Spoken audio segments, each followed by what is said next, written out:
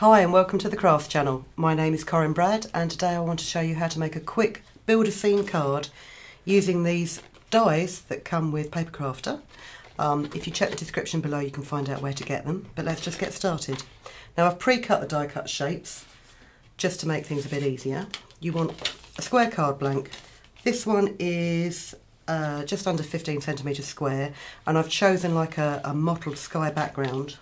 And then what I've done is I've taken a 15 centimetre square of patterned paper and cut a circle from it and then put a smaller one underneath it, so I've got some layered circles, and this will be the frame of your scene. So if you just pop it on the card using foam pads, and if you're going to post this I would use more foam pads than this. Again, the trick, always line up your edges to your folded edge, because if you get it slightly off centre or it's slightly the wrong size, you can always trim the other three edges, but you can't trim the fold, otherwise your card will fall apart. So that's our frame. And then using this rainbow shaped die, foliage die, what I've done is I have cut, let's move this out of the way a sec. I've cut two identical pieces and I want to layer them together to make them into a circle.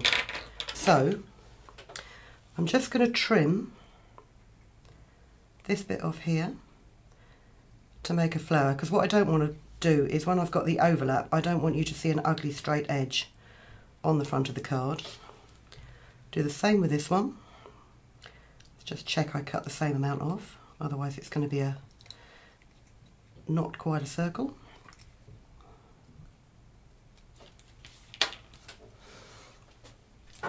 And then with a dab of glue, if I just dot some glue onto here and line it up here,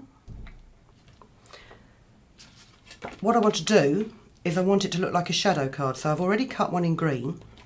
I'm just going to grab my pin and free up my glue a bit more. It's always tempting to leave a pin in the top of your glue. What I have found, if you've got a water-based glue, what happens is the pin rusts. So although it seems like a good idea at the time, it then rusts, breaks off in the tube of your glue and you can't retrieve it anymore. So I've stopped doing that. Right, so pop this in the centre here.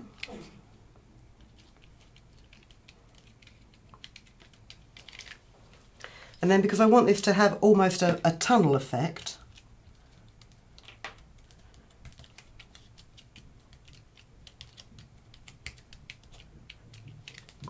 I'm going to use foam pads to layer this one on top. And obviously you need to use small foam pads because you've got quite a lot of detail on here and you don't really want the ugliness of the white foam showing through on your card.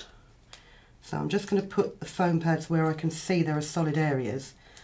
Another trick is if you haven't got tiny foam pads, you can always just cut them in half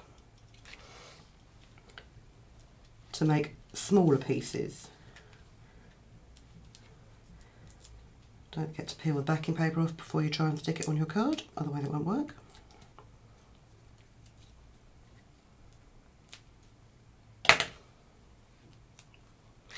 And then rather than put it directly on top, I'm going to move it 90 degrees so that we've got these leaves coming into the centre here.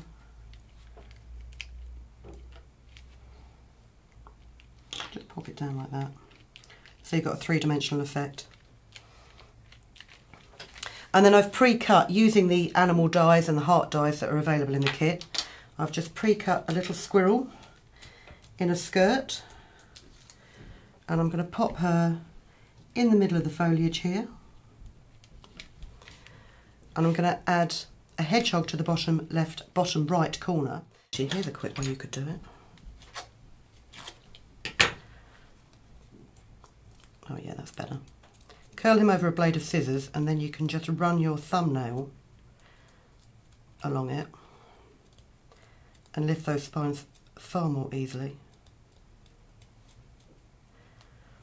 And then just pop a bit of malfunctioning glue on him.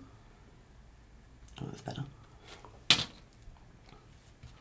and lay him over the white one that you've pre-cut.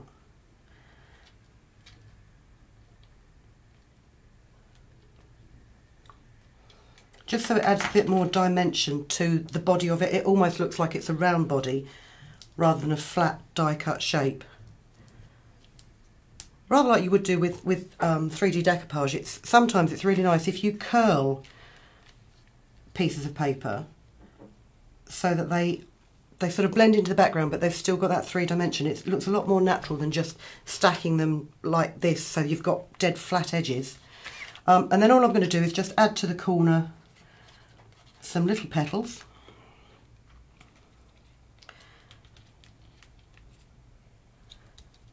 Oh, I'm really struggling with my glue today, which is weird because I've used this quite thick PVA for 10-12 years now, and it's not let me down before, but it's not playing the game today. Let's just tuck these down here. And I tend to use a PVA because it dries clear. So as you can see, I've drawn lines of glue, and where I've stuck these intricate petal designs down on top, while the glue is wet you can still see a bit of white, but as soon as that glue dries it will go clear. I think that's what's happening. I think actually the glue is drying under the lights, and that's why it's not sticking so quickly, but we'll leave that there. So as you can see, you've got a very simple, a very quick card, but you've got that tunnel effect. And if you look in the magazine, there's lots and lots of other ideas that you can do. And you don't have to stick to normal woodland colours. You know, I mean, like the pink and green here that you've got, you know, that's very pretty. And the bright, vivid greens and blues and fuchsias that you've got of these cards. So check out the description below. You can see where you can get your entire Create a Scene woodland kit, which is perfect for any time of year.